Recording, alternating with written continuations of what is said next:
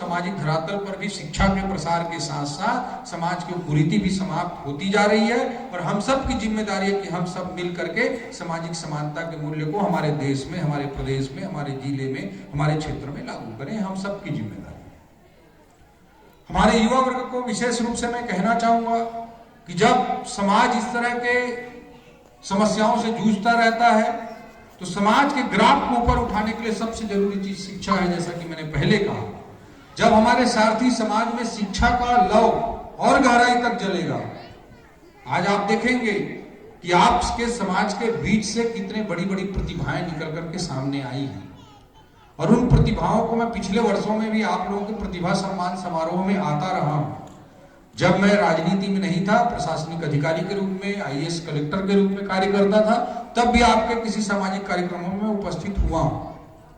तो मैं देखकर बहुत अच्छा लगता है, सुखद अनुभव होता है कि बहुत सारे युवा भाई बहन बहुत बड़ी बड़ी प्रतिभाओं के से संपन्न हैं और वो अपने शैक्षणिक जीवन में, अपने करियर में बड़ी बड़ी सफलताओं को अर्जित कर रहे हैं।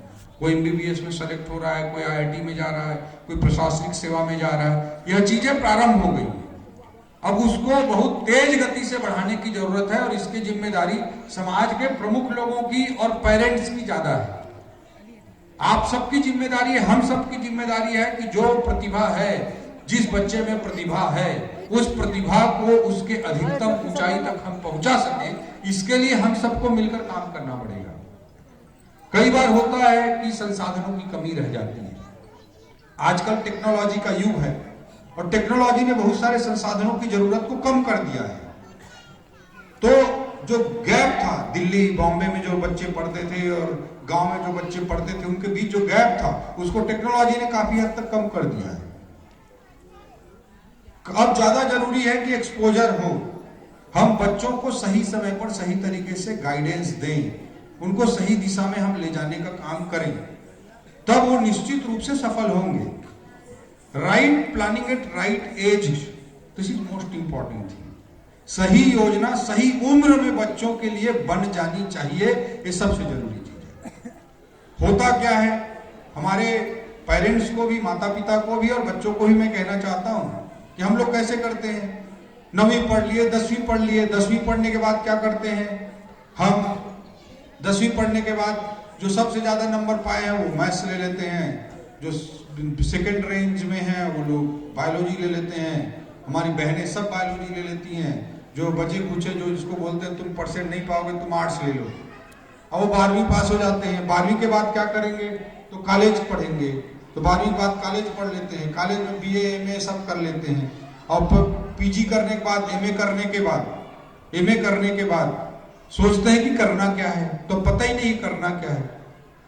तो गिनती की पढ़ाई हमको नहीं करनी है, ये बात आप अच्छी तरह से अपने ज़हन में बिठा लीजिए।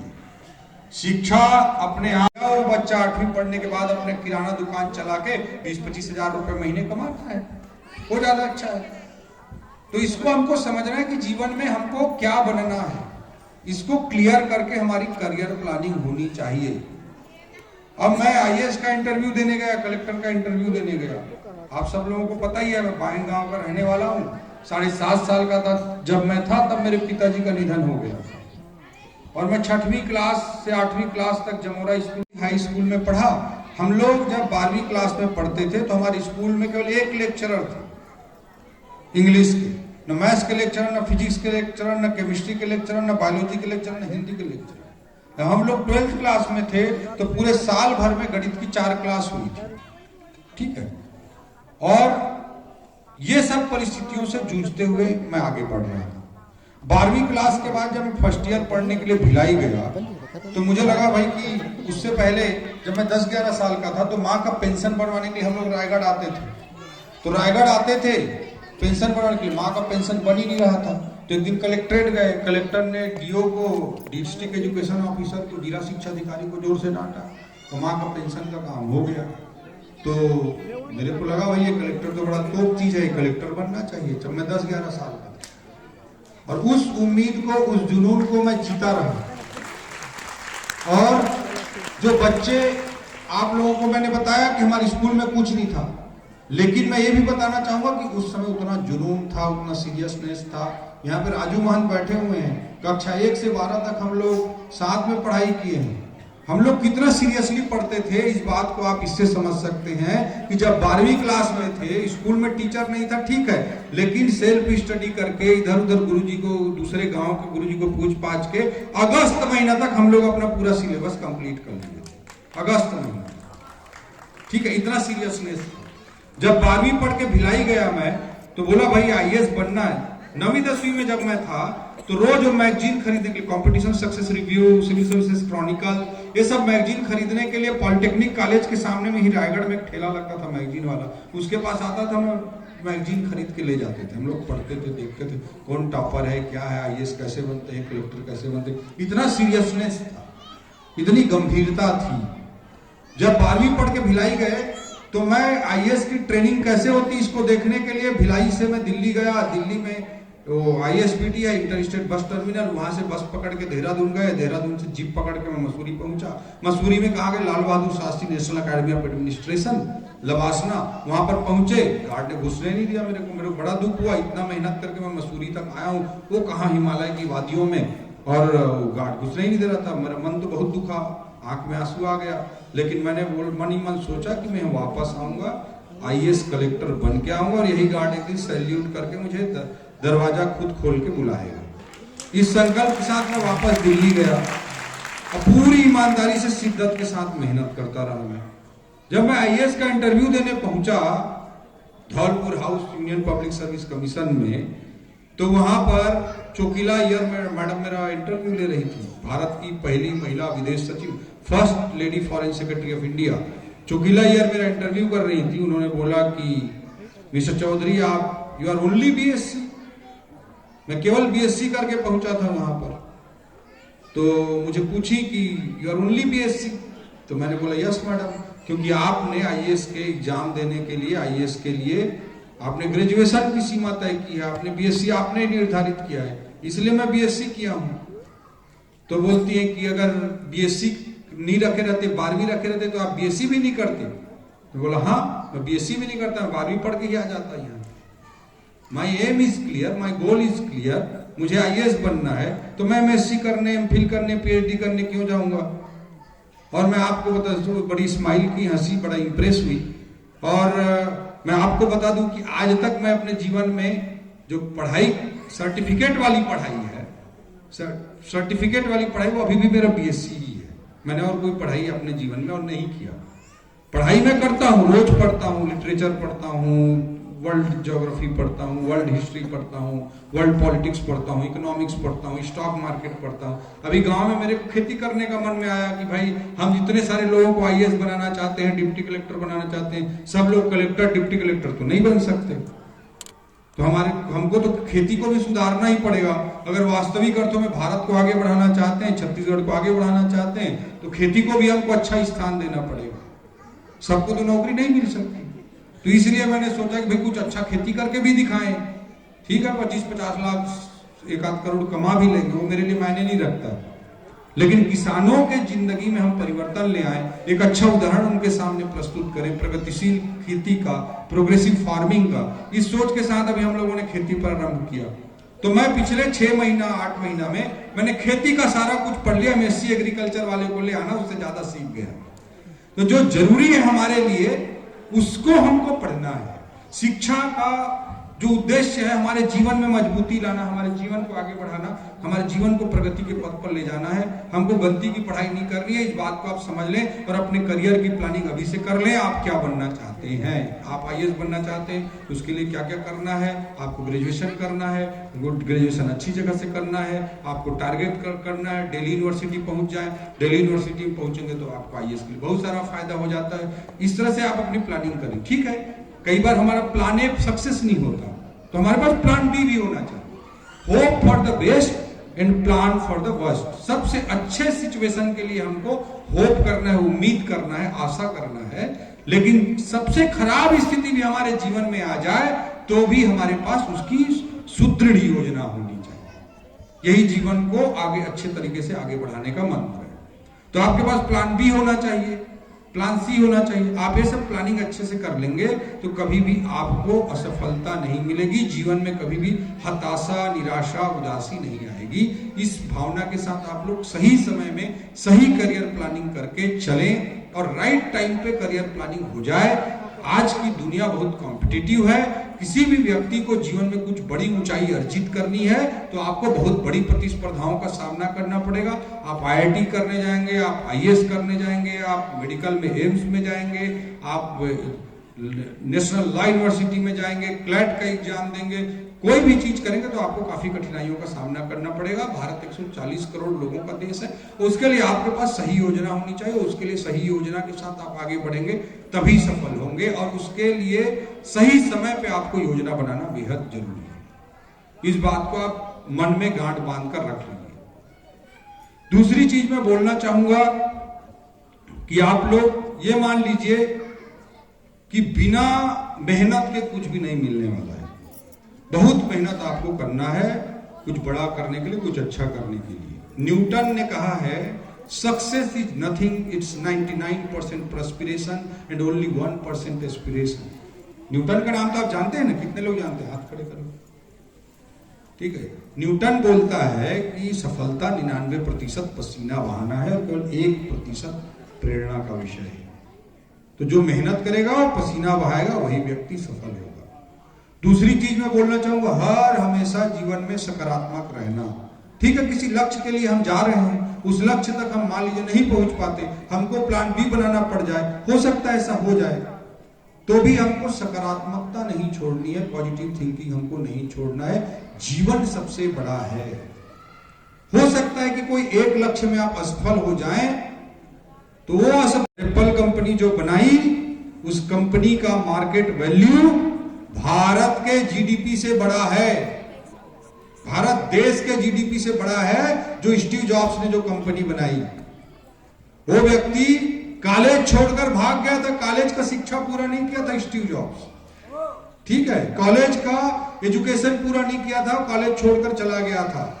और वो बोलता है कि मैं जीवन में जब आगे बढ़कर देखता हूं, भविष्य में जब आगे बढ़ जाता हूं और पीछे मुड़कर देखता हूं तो मुझे लगता है कि जिसे मैं अपनी जिंदगी का सबसे खराब समय समझ रहा था वो मेरी जिंदगी का टर्निंग पॉइंट था, जिसके कारण मैं बड़ी सफलता तक पहुंचा। हम आज कोई चीज हमारे साथ बुरा होता है, हमको लगता है अरे मेरे साथ बहुत बुरा हो गया, भगवान ने ये कर दिया, वो कर दिया, दुनिया भर का कोसने लगते हैं। लेकिन सकारात्मक व्यक्ति ये सोचता है कि हो सकता है मेरे जीवन में और कुछ बड़ा करने का टर्निंग आने वाला हो, इसलिए बुरा हुआ है, इसलिए बुरा हुआ है। और इस सोच के साथ वो अपने ध्येय में लगा रहता है तो जीवन में और बड़ी सफलताओं तक अर्जित कर पाता है। इसे कनेक्टिंग थ्योरी ऑफ डॉट्स बोलते हैं। जीवन की घटनाओं को हम वर्तमान में भविष्य के लिए नहीं जोड़ पाते, लेकिन जीवन की घटनाओं को जब हम भविष्य में आगे बढ़ जाते हैं और पीछे मुड़कर देखते हैं तब समझ में आता है कि जो घटनाएं घटित हो रही थी वो तो अच्छे के लिए हो रही थी, जिसे मैं बुरा समझ रहा हूं। ठीक है, तो इस सोच के साथ आप जीवन में आगे बढ़ें, ये सोच लेकर चलें। पॉजिटिव थिंकिंग होना कितना जरूरी है, इसको एक उदाहरण के माध्यम से मैं आपको बताना चाहता हूं। यूरोप में एक बच्चा था, स्कूल जाता था, रोज पढ़ने के लिए जाता था और उससे सबसे गधा बच्चा समझा जाता था। एक दिन उसके प्रिंसिपल ने उसे एक चीट पकड़ा दिया और बोला कि इस चीट को किसी को मत दिखाना, जाकर अपनी माँ को दिखाना। बच्चा आया, घर में अपनी माँ को दिखाया।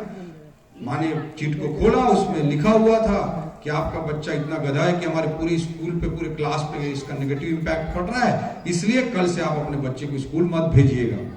माँ को बड़ा दुख लगा, हर माँ को दुख लगता है अपने बच्चे की ऐसी बात सुनकर। उसके आंख में आंसू आ गए, लेकिन आंसू को छिपाते हुए, पोंछते हुए उसने उस बच्चे से कहा कि बेटा इसमें लिखा है कि तुम इतने होशियार हो कि कल से स्कूल जाने की जरूरत नहीं है, तुम इतने होशियार हो, तुम अब स्कूल जाना ही नहीं पड़ेगा तुमको। बेटा भी खुश, माँ भी खुश। माँ दुखी थी लेकिन खुश दिखाई पॉजिटिव थिंकिंग कारण। उस बच्चे को होम स्कूलिंग कराई गई। होम स्कूलिंग करते करते वो बच्चा आगे बढ़ा और जिसे गधा समझकर स्कूल में आने से मना कर दिया गया था, बड़ा होकर वही बच्चा दुनिया का बहुत बड़ा साइंटिस्ट थॉमस अल्वा एडिसन बना, जिसने बल्ब का आविष्कार करके पूरी दुनिया को उजाला कर दिया। वही दिनों कर माँ वाला 2 चटकन देर थी तो पढ़ पढ़ कई थोड़े ते पढ़ते से नहीं इसका क्या। तो थॉमस अल्वा एडिसन के अंदर का वैज्ञानिक उसी दिन मर गया होता और आज हम लोग उस घटना के बारे में जान रहे होते, न उस इंसान के बारे में जान रहे होते। This is power of positive thinking. एक बात और मैं आप लोगों को बोलना चाहूंगा, हम लोग जब भी जीवन में कुछ कठिनाई आती है तो बड़ा हड़बड़ा जाते हैं। मैं आप लोगों को बोलना चाहता हूं कठिनाई से नहीं घबराना चाहिए, लाइन तो हम बोलते रहते हैं।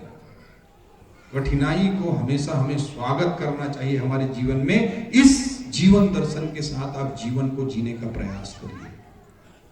जीवन में आपको बड़ी सफलता अर्जित करनी है, बड़ी ऊंचाई तक अगर आपको पहुंचना है तो कठिनाइयों का होना आपके जीवन के लिए बेहद जरूरी है, जरूरी है। आनंद कुमार जानते होंगे आप लोग, सुपर 30 मेरे बड़े अच्छे दोस्त हैं। उनको मैं बात बोलता था, हर एक की लाइफ से देखोगे आप, लोगों की जीवनियां पढ़ोगे तो यही लगेगा, जो भी बड़ी सफलता अर्जित किया वो बड़ी कठिनाइयों के बाद ही अर्जित किया, यही लगेगा। तो जब मैं उनको बोलता था, उन पे एक फिल्म बनी आनंद कुमार जी के ऊपर, सुपर 30, आप लोग जानते हो। उसका रोल किसने किया है? ऋतिक रोशन ने। तो इस फिल्म की स्क्रिप्ट राइटर है संजीव दत्ता जी, वो मेरे बड़े अच्छे दोस्त हैं। तो संजीव दत्ता और हम लोग तीनों बैठे रहते थे, कई बार तो डिस्कशन करता था। तो उन्होंने बोला यार तेरे थ्योरी को ना मैं डायलॉग बना के फिल्म में डालूंगा। और उस फिल्म में उन्होंने डायलॉग डाला और ऋतिक रोशन के मुंह से संजीव दत्ता जी ने कहलवाया कि अमीरों ने हमारे रास्ते में, अमीरों ने अपने लिए खूब चिकने सड़क बनाए और हमारे रास्ते में गड्ढा ही गड्ढा छोड़ दिए। यही वो सबसे बड़ी गलती कर दी है कि हमको छलांग लगाना सिखा दिया। जिस दिन समय आएगा सबसे बड़ा और सबसे लंबा छलांग हम ही मारेंगे। सुपर 30 में आनंद कुमार का रोल करते हुए ऋतिक रोशन के मुंह से संजीव दत्ता ने बात बुलवाई है। तो जीवन में हमारे जितने गड्ढे आएंगे हम छलांग मारने के उतने अभ्यस्त होंगे, और जीवन में जब बड़े लक्ष्य के लिए बड़े छलांग लगाने की जरूरत होगी, वही व्यक्ति छलांग लगा पाएगा जो उसका अभ्यस्त रहेगा। इस बात को आप जीवन में अच्छी तरह से गाढ़ बांधकर चल लीजिए। इसलिए जीवन में जब भी कोई कठिनाई आए, समस्या आए, तो ईश्वर को धन्यवाद दीजिए कि हे प्रभु, आपने मुझे कठिनाई का अवसर प्रदान किया है जिसका मैं सामना करके मजबूत बनूंगा, और उस मजबूती के साथ मैं बड़े लक्ष्य की ओर और बड़े मजबूती के साथ आगे बढ़ूंगा। इस सोच के साथ अपने जीवन में आगे बढ़ेंगे तो दुनिया की कोई ताकत आपको रोक नहीं सकती है। इस सोच के साथ अपने जीवन में आप आगे बढ़िए। आप सभी लोगों को मेरी बहुत शुभकामनाएं हैं। अभी राजकुमार जी बोल रहे थे मंच संचालन करते हुए कि बड़ी माला पहनने का अवसर हमारे यहाँ बैठी हुई आने वाली पीढ़ी के सभी बच्चों को मिले, हमारे सभी भाई बहनों को मिले, ये हम सब लोगों की ओर से शुभकामनाएं हैं। और आप सब लोग आज अपने माता पिता के नाम से जाने जाते होंगे। आज से 10 साल बाद आप सब लोगों के नाम से आपके माता पिता को जाना जाए, आपके समाज को आप लोगों के नाम से जाना जाए। आप सब लोग जतरी में पतंग जी का परिवार है, उन्होंने उस जमाने में पढ़ाई लिखाई करके कितना अच्छे तरीके से आगे बढ़ाया। उनके परिवार से लेक्चरर, प्रोफेसर सब लोग बने। इस तरह से आपके समाज में वो हॉस्पिटल में, सिविल हॉस्पिटल में ड्रेसर की काम करते हैं रामेश्वर जी, लेकिन उनकी बेटियां MBBS तक पहुंच गई। ऐसी अनेक प्रतिभाएं आपके समाज में हैं, और मैं उम्मीद करता हूं कि आने वाले समय में और बड़ी प्रतिभाएं आएंगी। आप सभी लोगों को मेरी शुभकामनाएं कि आने वाले समय में आप अभी जो आप हस्ताक्षर करते होंगे महज एक हस्ताक्षर कहलाता होगा। हम सब की ओर से, पूरे मंच की ओर से हम आप सबको शुभकामनाएं हैं कि आने वाले 10 सालों बाद आप सब लोगों का सिग्नेचर ऑटोग्राफ बन जाए। यही मैं शुभकामना देने के लिए आप लोगों के बीच में आया हूं। जिस भी बच्चे को IAS की, PSC की तैयारी करनी हो, वो आपके समाज में किसी भी वरिष्ठ जन से संपर्क कर सकते हैं, राजकुमार जी से संपर्क कर सकते हैं, और उनको गाइड करके मैं अपने आप को खुशकिस्मत समझूंगा, और मैं अपने आप को भाग्यशाली मानूंगा कि किसी भी बच्चे को एक अच्छा गाइडेंस दे पाया 1-to-1 कांटेक्ट के साथ। इसके लिए भी हम लगातार प्रयासरत रहेंगे।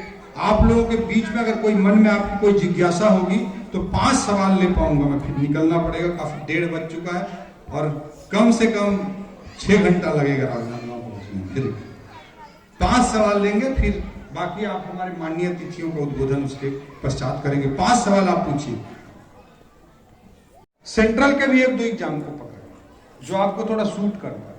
एसएससी हो सकता है, रेलवे हो सकता है, बैंक भी हो सकता है, आईएएस हो सकता है, असिस्टेंट कमांडेंट का पोस्ट हो सकता है, असिस्टेंट कमिश्नर प्रोविडेंट फंड का पोस्ट हो सकता है। इस तरह के कई एग्जाम हैं, उनकी थोड़ी स्टडी करके कोई ना कोई एक एग्जाम और पकड़ लो साथ में, वो बेटर है ना। बाकी की राजनीति उठापटक चलती रहेगी, लेकिन आपका करियर तो खराब हो जाए। तो इसलिए कब क्या होगा, उससे अच्छा आप एक सेंट्रल गवर्नमेंट का भी एक एग्जाम पकड़ लो, railway, banking, civil services, chronicle, vision IAS, Drishti IAS, इनके मंथली मैगजीन आते हैं, कोई भी एक को महीना में पढ़ें। ये 8वीं 9वीं 10वीं तक के बच्चों के लिए लागू होता है। 11वीं 12वीं वाले बच्चों को अभी मैं नहीं बोलूंगा ये सब करो, क्योंकि टाइम ही नहीं होता है 11वीं 12वीं। ठीक है, तो अभी आप 12वीं अच्छे से करो, 12वीं के इमीडिएट बाद ये चीजें चालू कर लेना है। और आईएएस के लिए 5 स्किल्स आपको विशेष करके ध्यान देना है, जो मैं अपने अनुभव के आधार पर बताता हूं। आजकल 55 हजार लोग कोचिंग में शामिल हैं, बाजीराम में, विजन में, दृष्टि में, सब जगह सिलेक्शन 4-5 का होता है। वही टीचर, वही किताब, वही नोट्स, सब मेहनत करते हैं, लेकिन 4-5 का सिलेक्शन होता है, बाकी का नहीं होता। आखिर क्यों? ये सबसे बड़ा सवाल है। इसका सवाल का जवाब खोजने का मैंने बहुत प्रयास किया और इस पर एक किताब लिख रहा हूँ। ठीक है, तो वहां मसूरी एकेडमी में हम लोग 82 लोग रहे, 1 साल 82 आईएएस लोग। तो उनके मैंने लाइफ की डिटेल स्टडी की, इन डेप्थ स्टडी की, और 10 बार मसूरी एकेडमी में लेक्चर देने गया। दंतेवाड़ा में जो अच्छे काम किए उसके कारण 10 साल तक मेरे को मसूरी एकेडमी ने लेक्चर देने बुलाया। तब भी मैंने काफी लोगों की लाइफ को स्टडी किया। तो उस स्टडी में मैंने पाया कि 5 चीजों पर विशेष रूप से ध्यान देना चाहिए पहले से ही, बचपन से, 6वीं 7वीं से ही। पहला चीज लैंग्वेज, दूसरा चीज जनरल अवेयरनेस, तीसरा चीज राइटिंग स्किल्स, चौथा चीज राइटिंग स्पीड, 5वां चीज इंटरव्यू स्किल्स। ये सब करने के लिए छोटे बच्चों को इमला लिखवाइए, कोई मात्रात्मक गलती ना हो, अंग्रेजी में कोई स्पेलिंग मिस्टेक्स ना हो, स्मॉल कैपिटल का मिस्टेक ना हो, हिंदी लिख रहा है तो मात्राओं की त्रुटियां ना हो। ये आप करेंगे तो आईएएस तो पक्का ही नहीं बन पाएंगे। अगर मात्रात्मक त्रुटियां हो रही हैं, आईएएस का पेपर लिखे और एक पेज में 20 ठो गलती है, तो ऐसी सिलेक्शन से बाहर हो जाए। तो ये आप पहला काम करिए। दूसरा चीज, आप अपने मन से लिखने का प्रयास करिए। निबंध प्रतियोगिता, वाद विवाद, युवतियों में लिखना है। किसी भी आपको बोला जाए रायगढ़ शहर की समस्याएं आप लिख सको, आप जिस जगह रहते हो वहां के बारे में कुछ भी, प्रदूषण की समस्या को कैसे कम कर सके, आप 4 पेज लिख सको। ठीक है, ये चीज अभी से बच्चे के मन में ये स्किल डेवलप करना है। ठीक है, आपको स्टेज फोबिया समाप्त करना, स्टेज पे आके आपको वाद विवाद करना हो, तात्कालिक भाषण प्रतियोगिता सब में आप अच्छा कर सकते। ये सब चीजें आप 6वीं 7वीं से बच्चों को चालू करा सकते हैं, कोई भी बड़े एग्जाम में अगर उसको सक्सेस कराना है। ठीक है, और वो करो। 12वीं के बाद क्या करना है उसको 12वीं के बाद बताएंगे। राजकुमार जी संपर्क कर लेना, है ना, फोन पे बात करा देंगे या तुम मिलने आ जाए। अभी उस पर ज्यादा डाइवर्ट मत हो। और वैसे यूट्यूब में देखना चाहो तो हाउ इज द जोश एपिसोड 7 देख लेना, उसमें मैंने पूरा डिटेल में बताया है कौन सी किताब को पढ़ना है, कौन कौन चीजों पे ध्यान देना है, कॉन्स्टिट्यूशन के लिए क्या पढ़ना है, ज्योग्राफी के लिए क्या पढ़ना है, हिस्ट्री के लिए क्या पढ़ना है, इकोनॉमी के लिए क्या पढ़ना है, सारा चीज। ठीक है, चलो आगे। ठीक है जी, अच्छा ठीक। हाँ, 5 चीज जो लैंग्वेज मैंने पहला बोला, मतलब भाषा आपकी अच्छी होनी चाहिए, मीडियम कुछ भी हो, हिंदी हो या अंग्रेजी, भाषा अच्छी होनी चाहिए। दूसरा चीज मैंने बोला जनरल अवेयरनेस, सामान्य ज्ञान, सामान्य अध्ययन, जो भी आप बोले उसका मैंने कहा। तीसरा चीज मैंने बोला राइटिंग स्किल, लिखने की शैली अच्छी होनी चाहिए। चौथा चीज मैंने बोला राइटिंग स्पीड, लिखने की गति तेज होनी चाहिए, बहुत फास्ट होना चाहिए, तभी आईएएस और बड़ी एग्जाम निकलते हैं। और 5वां चीज इंटरव्यू स्किल्स, हम किसी के साक्षात्कार दे सके, हमारे मन में जो बातें हैं उसको हम प्रवाह के साथ बोल सकें। ठीक है, मेरा नाम रोशी साथी है, मैं घर से 11वीं मैथ सब्जेक्ट लेकर पढ़ी हूँ। 12वीं के बाद कौन से आईएएस बनने के लिए कौन से संस्थान में अच्छे से पढ़ाई जाना चाहिए? कौन से संस्थान में जाना चाहिए? 12वीं के बाद, अभी 11वीं पढ़ रही है। ठीक है बेटा, आप प्रयास करो कि 12वीं के बाद आप डीयू में एडमिशन हो जाए दिल्ली यूनिवर्सिटी। और दिल्ली यूनिवर्सिटी में एडमिशन नहीं भी हो पाता तो किसी भी यूनिवर्सिटी में पढ़ोगे, उससे दिक्कत नहीं है, बट वहाँ माहौल अच्छा मिलता है, उनके सिलेबस यूपीएससी के हिसाब से हैं, वहाँ माहौल अच्छा मिल जाता है, सब बच्चे तैयारी करते रहते हैं, तो इसलिए आसान हो जाता है और सस्ता भी है वहाँ। ठीक है, ठीक, दिल्ली यूनिवर्सिटी, दिल्ली विश्वविद्यालय, दिल्ली में उसका टेस्ट होता है, उस टेस्ट की अभी से तैयारी करो, अभी से। ठीक, ठीक है।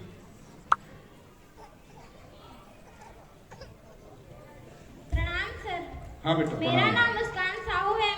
मैं क्लास 10th की छात्रा हूँ। आपने अभी कहा कि अगस्त तक मेरा सिलेबस खत्म हो गया था। हाँ। ये आपने कैसे किया? आप इससे मुझे सलाह दीजिए। अरे बढ़िया। कि तो मैं- बेटा देखो, आप 11वीं का जिस दिन एग्जाम खत्म होता है उसके अगले दिन से 12-12 घंटा पढ़ाई चालू कर दो। गर्मी छुट्टी में सब लोग मामा घर जाके मजा करते हैं, है ना। तुम अपना मेहनत करना 12-12 घंटा। तो देखो अप्रैल में कब 11वीं का एग्जाम कब खत्म होता है आजकल जी? हाँ, मार्च में। तो अप्रैल, मई, जून, जुलाई, अगस्त, 4-5 महीना हो गया। आप पढ़ोगे 12-12 घंटे, खत्म हो जाएगा। अनुशासन के साथ 12-12 घंटे पढ़ो तो अगस्त तक खत्म हो जाएगा। फिर पूरे साल रिवीजन करते रहना। फिर चाहे तिमाही हो, 6 माही हो, कुछ भी हो, प्री बोर्ड हो, सब में 100 में 100 पाओगे। ठीक है, थैंक यू सर। चलो आओ लोग। मेरा नाम सुभाष गिरी है। हाँ, मैं शिक्षक भर्ती का तैयारी कर रहा हूँ, साथ ही एसआई का भी तैयारी कर रहा हूँ और दोनों परीक्षाएं अभी विलंबित है, हो नहीं रही है। और ऐसे में आपने सर ने जब क्वेश्चन किया तो आप बोले कि आप केंद्र पर भी जाइए। तो केंद्र में भी रेलवे का है और केंद्रीय शिक्षक का भी अभी भर्ती होने वाला है। तो सभी का जो एग्जाम पैटर्न है वो अलग अलग तरीके अलग अलग समझ गया, मैं मान लिया डिफिकल्टी है, लेकिन अभी विकल्प क्या है बताओ? तो मेरी परेशानी ये है कि आर्थिक स्थिति को देखते हुए मैं प्राइवेट जॉब में भी हूँ। तो सारी परीक्षाएं पैटर्न को मैं किस तरह से तैयारी करूँ कि सारा मेरा कंप्लीट हो जाए, या फिर मेरे पास ये विकल्प होना चाहिए कि मैं एग्जाम छोड़कर तैयारी करूँ। ये मतलब कहने का मतलब ये है कि मैं अपना प्राइवेट जॉब छोड़ के तैयारी करूँ कि प्राइवेट जॉब के साथ ही तैयारी करूँ। देखो, प्राइवेट जॉब छोड़ के तैयारी करोगे तो आसान रहेगा तैयारी करना, लेकिन आपके जीवन की और आपके घरेलू परिस्थितियां इसके लिए अनुमति देती हैं क्या? अगर आर्थिक स्थिति ज्यादा खराब हो घर की तो आप वो चांस नहीं ले सकते। हमारे ही जिले में एक कलेक्टर रहा है मुकेश बंसल, है ना। कई चीजें आप उसके, हमारे जिले वाले उसको पसंद करते हैं, कई चीजें नापसंद करते हैं, बहुत मेहनत भी करते हैं। ठीक है, उस व्यक्ति की कुछ खासियत मैं बता रहा हूँ। आप लोगों में शायद ही हमारे जिले वालों को पता होगा कि उसके पिताजी ब्लाइंड हैं और वो परीक्षा के लिए संघर्ष कर रहे होते हैं। तभी हम अच्छे रहते हैं। जब हमको मंजिल मिल जाती है तो अहंकार, अभिमान, घमंड, इस तरह की चीजें हमको घेर सकती हैं, इसके खतरे बढ़ जाते हैं। तो इसलिए जीवन को सार्थकता के साथ हमको अगर जीना है तो संघर्ष और संघर्षों के साथ रहने में ही आनंद मनाना चाहिए। और इस सोच के साथ हम जब जीवन को जीते हैं तो निश्चित रूप से हम अच्छे तरह से जीवन को जी पाते हैं। आजकल तो मैं सोचता हूँ इतने सारे लोगों के साथ बुरा होता रहता है। अब पब्लिक लाइफ में आने का दायरा भी बड़ा हो गया है। कब हर हफ्ता 15 महीना दिन में किसी 22 साल के 25 साल के लड़के का, युवा का एक्सीडेंट में गुजर जाना भी हम लोग रोज देखते रहते हैं। तो मैं भी सोचता हूँ 7 दिन का मेरा एक हफ्ता जो में 7 दिन होते हैं, वो 7 दिन में 20-25 घंटा तो मैं सड़क पर ट्रेवल ही करते रहता हूँ। मेरे को भी लगता है 1 सेकंड में कुछ भी हो सकता है। तो जीवन को हमको अगर जीना है तो मृत्यु सबसे बड़ा सत्य। अगर जीवन को जिए कि आज भी अगर मुझे मरना पड़ जाए तो क्या मैं अपने जीवन से संतुष्ट हूं? ये सवाल अगर आज हर रोज अगर आप अपने आप से करेंगे तो एक भी दिन को नकारात्मक तरीके से किसी के लिए बुराई सोचते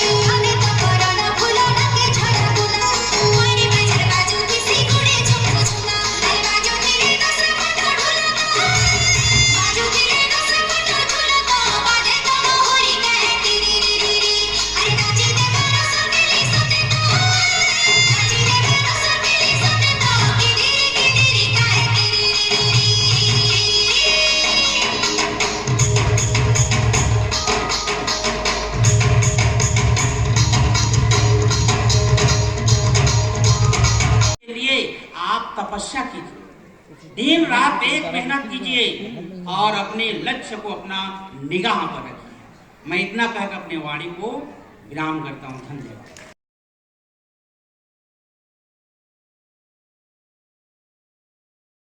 श्रीमती गोमती साइज जी, हमार पूर्व विधायक हमार सामले भैया जी और हमार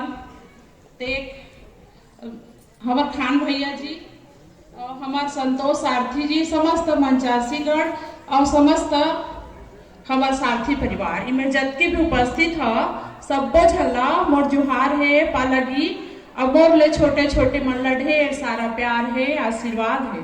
सबसे पहली तो मैं हमार कविता राजकुमार सारथी भैया ला हृदय से बहुत बहुत धन्यवाद देत हूँ भैया कि आप मन जो ये 6वां साल से ये कार्यक्रम के प्रतिभा सम्मान समारोह के आयोजन रखा, आप मन के मैं बहुत बहुत धन्यवाद आप मन ला सलाम करत हूँ कि आप मन हमारे समाज के बारे से सोचता। हमारे एक ऐसे समाज है जो बहुत पीछे चलत है। कई अभी ओपी भैया के गिन है, हमन कई शारीरिक आर्थिक मानसिक छुआछूत आदि काल से पूर्वज से चले आते हैं। अभी भी गांव में उस मानसिकता अभी भी है, रूढ़िवादी परंपरा अभी भी है। वो सबसे हमला आगे जाके निकलना है तो आप मन बच्चा मन के प्रतिभा हर निखार आए, वो मन के भविष्य हर अच्छा होए कह आप मन अति अच्छा प्रतिभा सम्मान समारोह रखे है। दूर दराज जबकि छत्तीसगढ़ भर ले आए है, सब झके में रायगढ़ के ये पावन धरा में स्वागत करत हो। और जबकि भी हमारे अतिथि में नाइन है बहुत अच्छा अच्छा मोटिवेशनल बात करी ने बताई है सुनाई है जो ला हमन अपन जीवन में उतारबो। और ज्यादा समय नहीं लेते हुए हमार लड़का मन ला कही कि हमन तो इसने समाज के अंगा लड़का मन आप मन सब जाना था, जब जागो तब सवेरा है। अगर आप मन 9 बजे तक सुते रही तो तुम रत की बाहर बिहान पाएगी। अगर आप मन 5 बजे उठा तो रत की बाहर तो गुड मॉर्निंग। हम एक बार और बोले, हमारे समाज की जय। जोर से बोलना, हमारा समाज जिंदाबाद बोलना, जिंदाबाद बोलना, हमारा समाज यस। मैं बहुत ही अपने आप को सौभाग्यशाली मानता हूं कि आज आपके बीच उपस्थित होने का मुझे अवसर मिला। वैसे सारथी जी, राजकुमार सारथी जी मुझे इसके पहले भी कई बार बोल चुके थे, लेकिन किन्हीं कारणों से मैं उपस्थित नहीं हो पाता था। लेकिन मैं आपके निकटतम जिला शक्ति में पदस्थ हूँ और मेरे पास आज समय भी था तो मैंने सोचा कि आज इस कार्यक्रम में उपस्थित जरूर होऊंगा, क्योंकि ये हमारा कार्यक्रम है ना। आज के इस पावन पर्व में उपस्थित मुख्य अतिथि, उपस्थित मेरे समस्त भाइयों,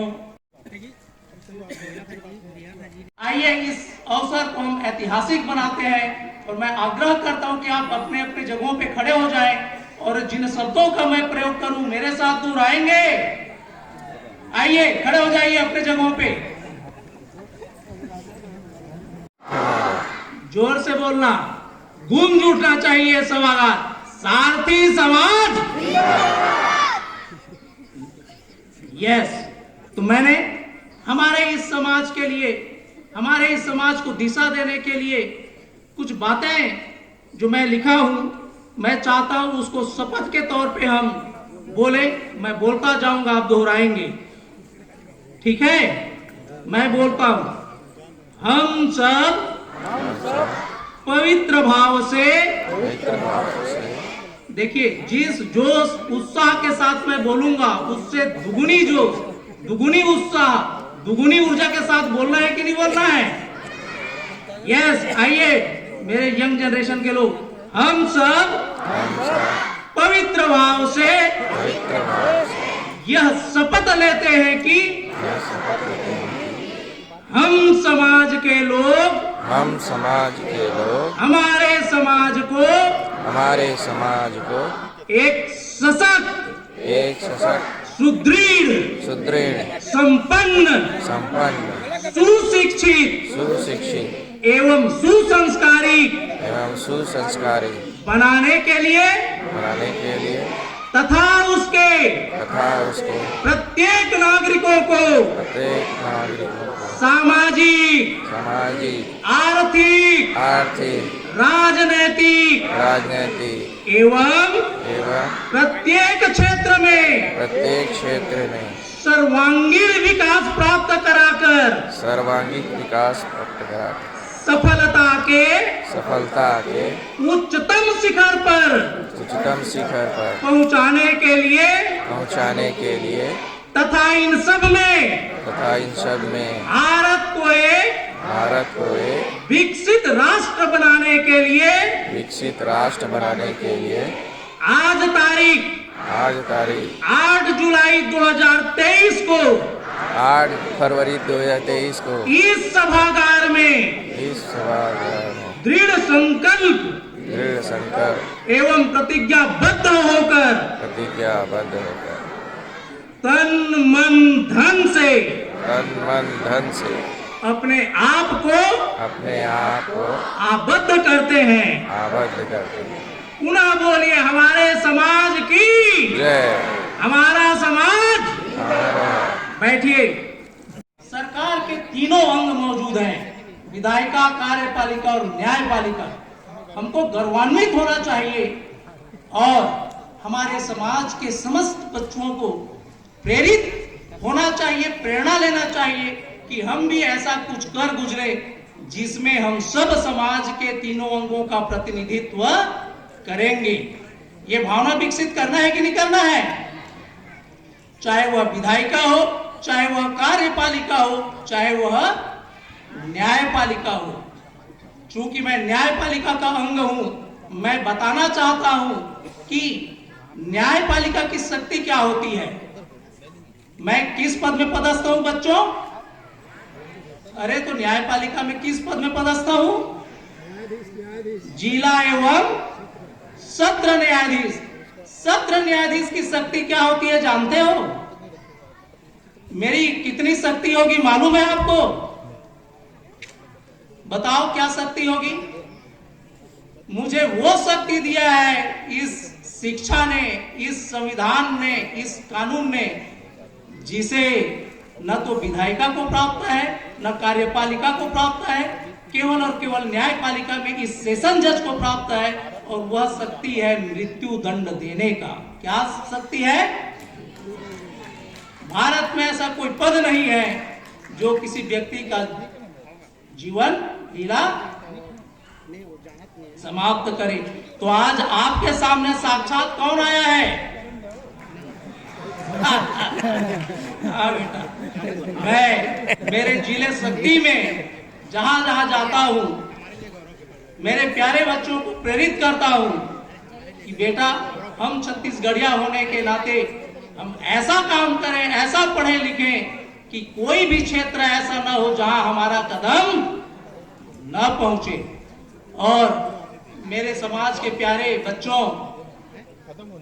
हमें जागृत होने की आवश्यकता है। किस बात की आवश्यकता है?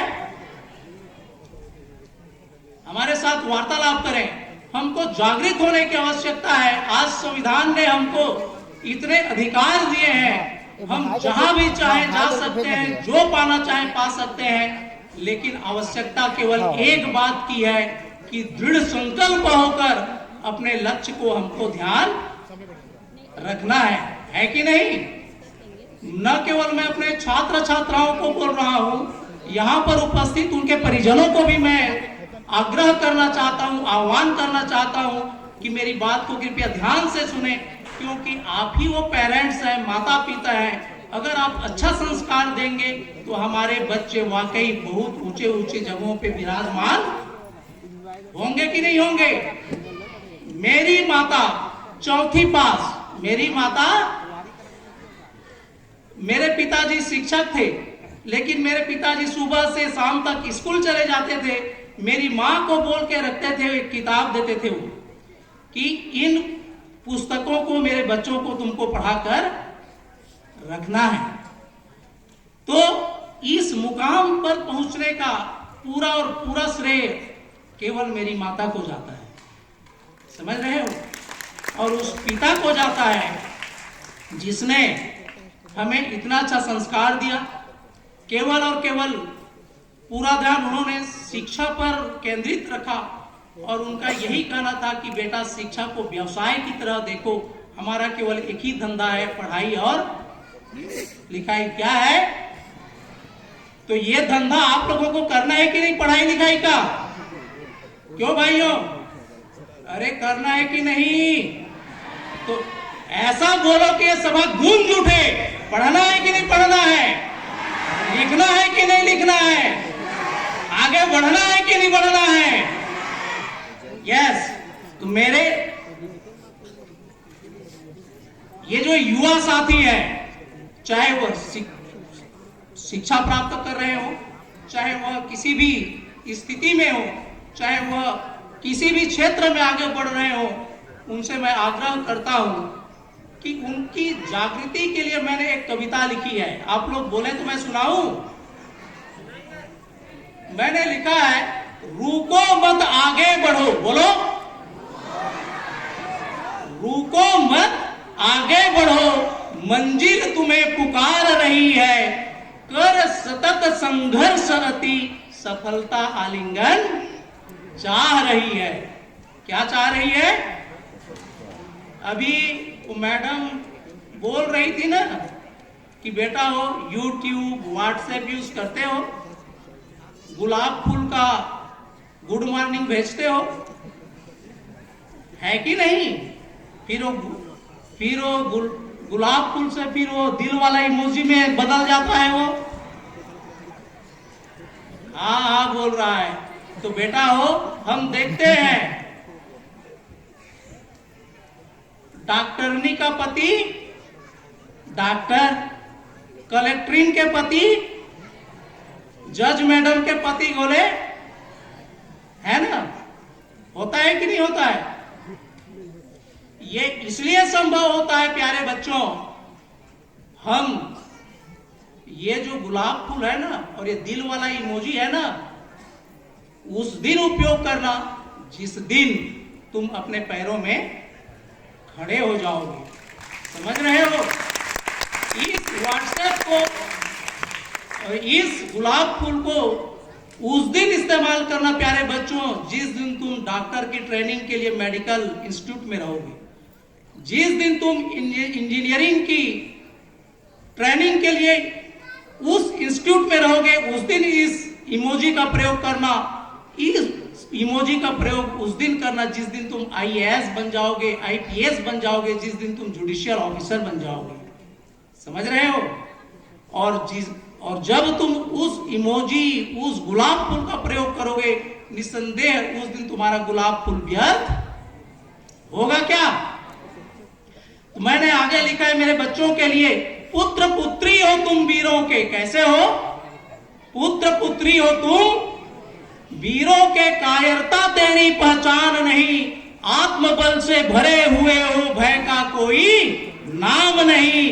बढ़ा कदम देख उस लक्ष्य को, बढ़ा कदम देख उस लक्ष्य को, राह तुम्हारी देख रही है, कर सतत संघर्ष अति सफलता आलिंगन चाह रही है।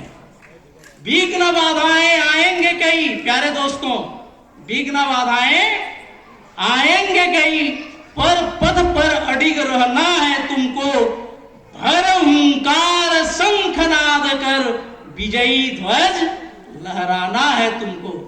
अरे लहराना है कि नहीं लहराना है?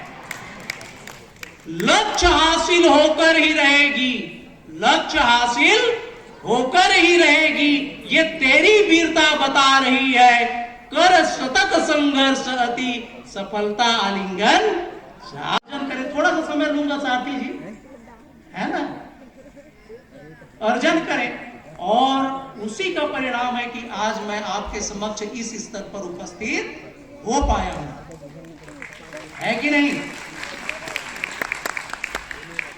मेरी माता चौथी पढ़ी हुई, जैसे सारथी जी की माता पिता है ना, मैं उनको बाद में देखा, मैं उनका चरण स्पर्श प्रणाम करना चाहूंगा।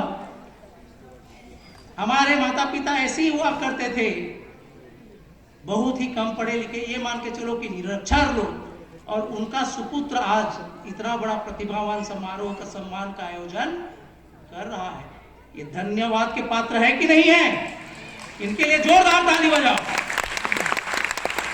और हम सब मिलकर ये प्रयत्न करें कि राजकुमार सारथी जी निरंतर प्रगति करें, विकास करें, सफलता के उच्चतम सोपान पर पहुंचे, और उनका ऐसा स्नेह, प्यार और आशीर्वाद हमारे समाज को हमेशा मिलता रहे।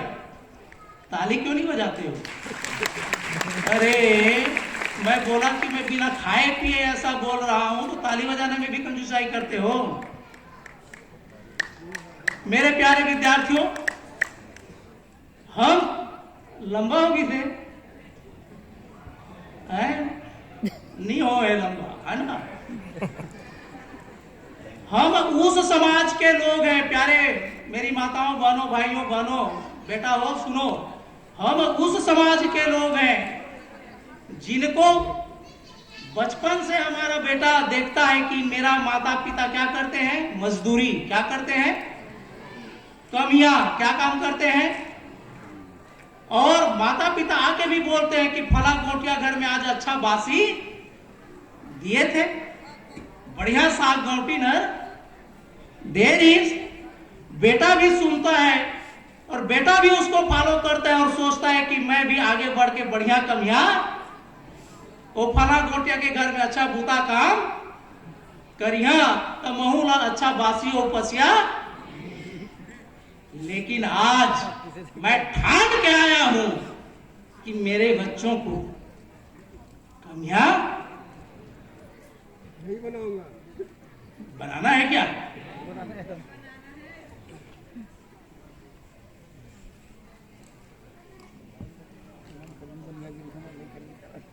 कैसे बेटा हो, कमियां बनना है रे,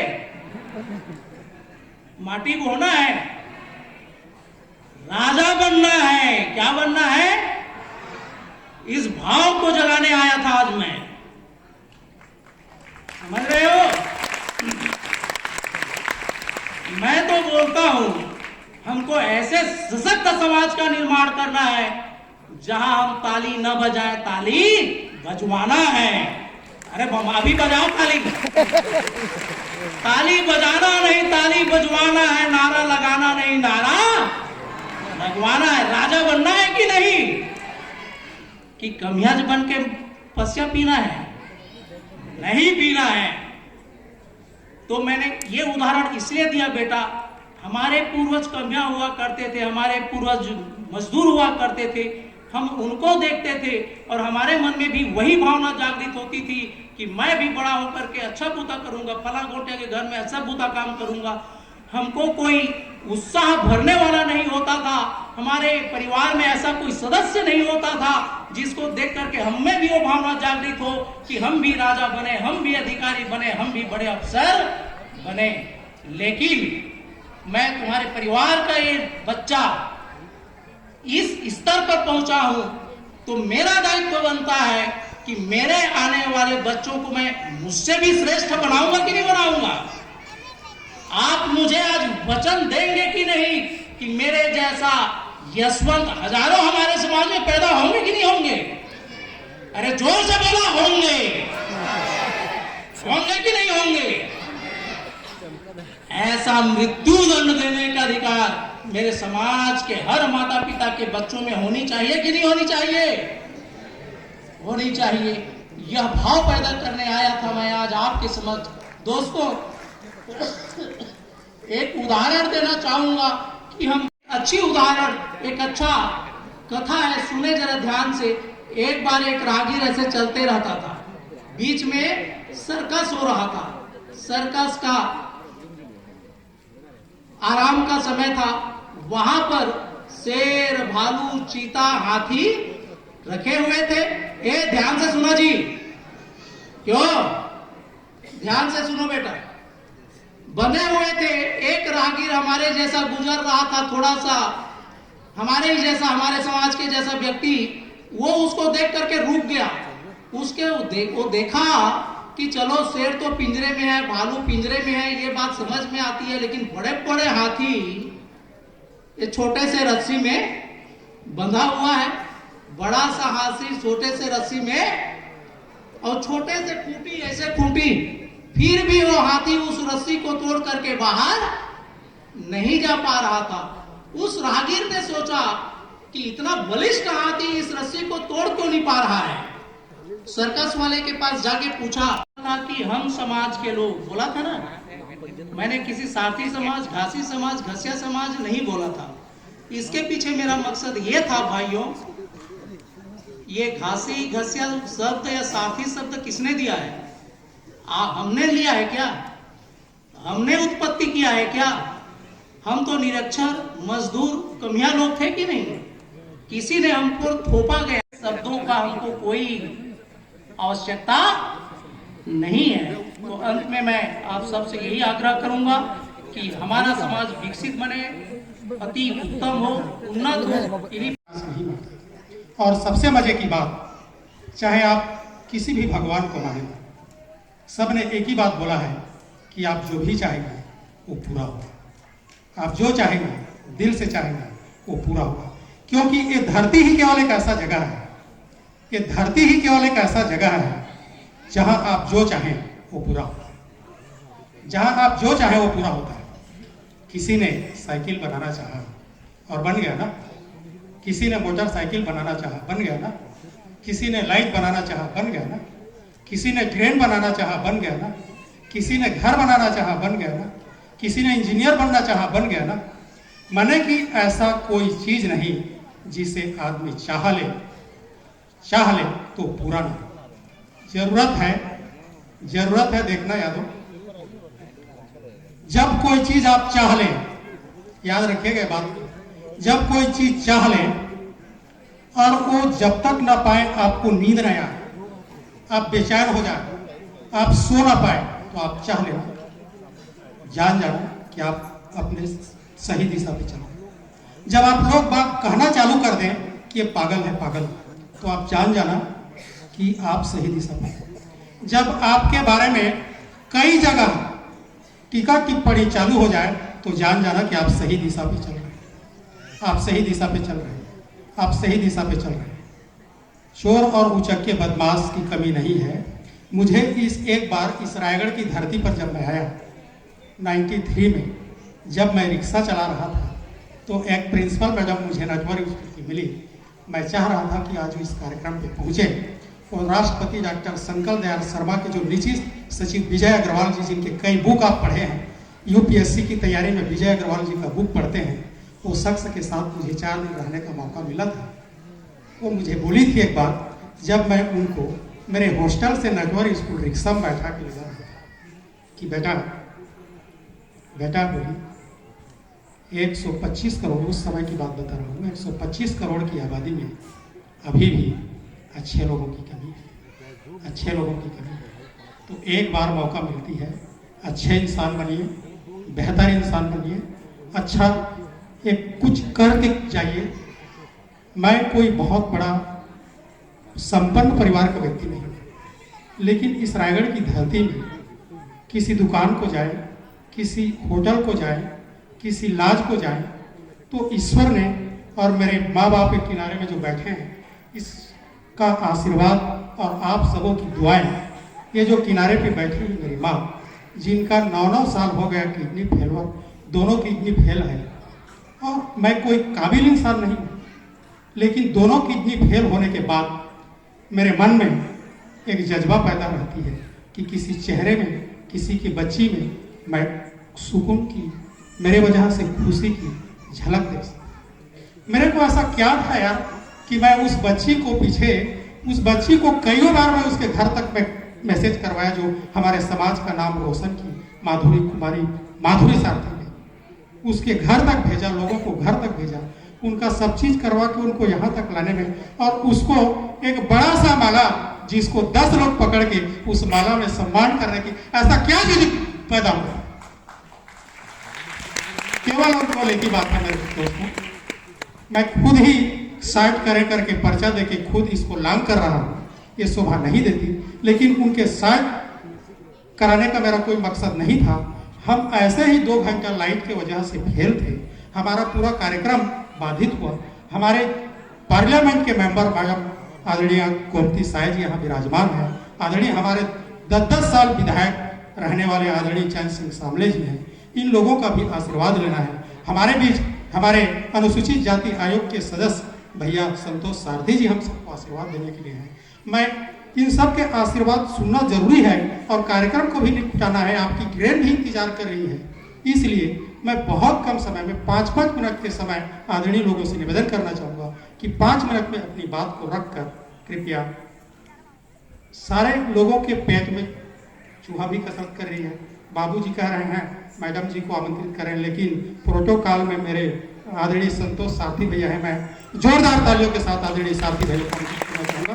बहुत कम शब्दों में आशीर्वाद देने की कोशिश। अब है ग्राम पंचायत डांड अमोरनी चंद्रा, जहां के आपके पूर्व होम मिनिस्टर श्री राम सेवक पैकरा जी हुआ करते थे।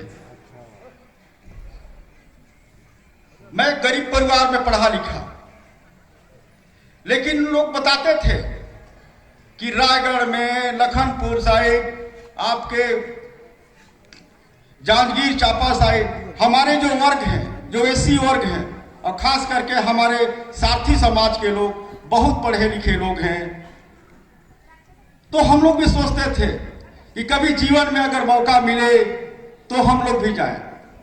मैं गरीब परिवार का था, मेरे पिताजी, मुझे केसी समाज के यहाँ भी आर्थिक स्थिति ठीक नहीं होने की वजह से बंधुआ मजदूरी होता है, हरवाही जिसको कहते हैं, मैं हरवाह के रूप में था। थोड़ा सा समय हुआ, मेरा माता छोड़ करके ननिहाल मेरे भैया थाना गई, मेरे पिताजी भी मेरे 2 माँ होने की वजह से छोटी माँ के साथ चले गए। मेरे पास भीख मांगने के लिए कोई दूसरा रास्ता नहीं था। मैं अपने दादाजी के साथ जाता था, भीख मांगता था। 2-3 दिन मैंने भूखे भी रहा। एक दिन एक रजवाड़े समाज के यहाँ गया तो बोले कि ये 2 कौड़ी माटी को पहुंचा तो तुझे मैं खाने के लिए अन्न दूंगा। मैं इस मंच के माध्यम से आप लोगों के सामने शपथ लेके कहता हूं कि 1 कौड़ी डोहा, क्योंकि मेरे पेट में दाना नहीं था, ऊर्जा नहीं था, और दूसरी कौड़ी पे मैंने गिर गया तो मुझे उन्होंने थोड़ा सा अनाज, जो बासी भात होता है, आप लोग सुने होंगे, उस बासी भात को दिया। इसके पश्चात जब 5वीं की परीक्षा मुझे देना था तो बीमार पड़ गया मैं। मेरे पास हस्तकला देने के लिए पैसे नहीं थे, गौड़ समाज के लोग थे। बोला दाऊ, गांव में हमारे सरगुजिया बासा होते कि तक कैसलो करके परीक्षा ना पास कर, और तो के हम देव दोस्तों में मुझे 2 रुपया देनो में कांच के गिलास ले जाए करके ओके देन और 5वीं पास करें। लेकिन वो सोच ऊपर रहे, मुझको हमेशा रात में सपना आए कि मोर घर भी बड़ा शोरूम टाइप से दुकान होए, राम सेवक पैकरा नेता रहे उस समय, तो भाई कभी कभी बड़े बड़े शिव प्रताप सिंह मेरे सांसद रहे, तो आए होकर घरे तो गाड़ी पुई पुई पुई पुई आए, बड़े बड़े उचित बड़े नेता बन चले। तो मोरो सोच रहे इसके एक दिन महू कुर्सी पे बैठते, लेकिन मोर पास पैसा नहीं रही। मोरताऊ में हरवाही रख दी से दिन मोर छोटे माँ के भाई आईस कहीस क्या तू यहाँ क्या कर था? तो मैं कहन क्या करो मामा? फिर मोके बोलीस कि तू भैया थान चला। मैं भैया थान में जाएन, वहाँ कोई प्रकार से जाके 9वीं पास करें और 200 रुपया रोजी में एक अजीत मिश्रा नाम का व्यक्ति था हमारे यहाँ, उसके बर्तन धोता था। मेरे माँ बर्तन धोती थी और मैं बर्तन धो करके पढ़ाई किया, लेकिन मेरा सोच था कि मैं आगे बढ़ूंगा। सुबह सुबह भाई साहब जब आप लोग उठते होंगे, मैं आप लोगों को अपना दर्द बताने नहीं आया हूँ, मैं ये बताने आया हूँ कि अगर आप लोगों की इरादा स्पष्ट हो तो कोई चीज भी आसान नहीं होता है। ये हम लोगों का दृढ़ संकल्प होना चाहिए। मेरा इच्छा था कि मैं आगे बढ़ूं, मेरे पास भी दुकान हो, मेरे पास भी ऐसा हो। मेरे साथी लोग जब छोटा था तो कुत्ता मर जाता था तो कहते थे कि उस कुत्ता को वहां तक तू ले जा करके फेंक दे, तब तो के स्कूल जाए बढ़ा नोची करब और नहीं तो पैदल जावे। तो क्या करूं? मजबूरी में मैं कुत्ता को भी रस्सी बांध करके खींच करके उस कोने से वहां तक ले जाता था। उन मजबूरियों के साथ पे मैंने शिक्षा किया। मेरे माँ बर्तन धोती थी, मैं ब्रेड बेचता था, बर्तन धोता था, बर्फ के समय में बर्फ बेचता था। किसी प्रकार से इधर से उधर कर करके मैंने 12वीं पास किया। 12वीं पास करने के बाद मेरा भाई था एक, उसका आकस्मिक मृत्यु हो गया तालाब में डूबने से, बड़े पापा का भी। उस समय मेरे को 30,000 रुपया मुआवजा मिला। उस 30,000 के माध्यम से मैंने कपड़ा धोने का काम शुरू किया था। तो कपड़ा धोता था तो लॉन्ड्री गांव गांव में घूम घूम करके मैंने लोगों का कपड़ा धोया, प्रेस करता था, वॉशिंग मशीन खरीदा। इसके बाद लोगों से मेरा पहचान हुआ। इस बीच में मेरे साथ एक गुरु मिले जो उस मंच पे बैठे हैं, आदरणीय नूर आलम जी। उन्होंने कहा कि यार तू चुनाव कहाँ नहीं लड़ जावा? मैं कहीं भाई खाए वो तो मिलत नहीं है यार, मैं चुनाव में जिला पंचायत के चुनाव कैसे लड़ूं? 2010 में मेरे साथ कोई बड़ा नेता नहीं थे, ना ही मैं किसी पार्टी से था, लेकिन वो व्यक्ति मेरे साथ आए और 2010 में आदरणीय स्वर्गीय रविशंकर त्रिपाठी के जो थे, जो भाजपा के विधायक थे, वो स्वयं प्रतिनिधित्व कर रहे थे। मेरे जो विरोधी थे उनके, इसके बावजूद भी मैं प्रचंड मतों से चुनाव जीता और इसके बाद पार्टी ज्वाइन किया। ये मेरा इतिहास रहा है। आदरणीय 2015 में भी मैंने निर्वाचित किया और 2020 में मेरे पत्नी निर्वाचित हुआ।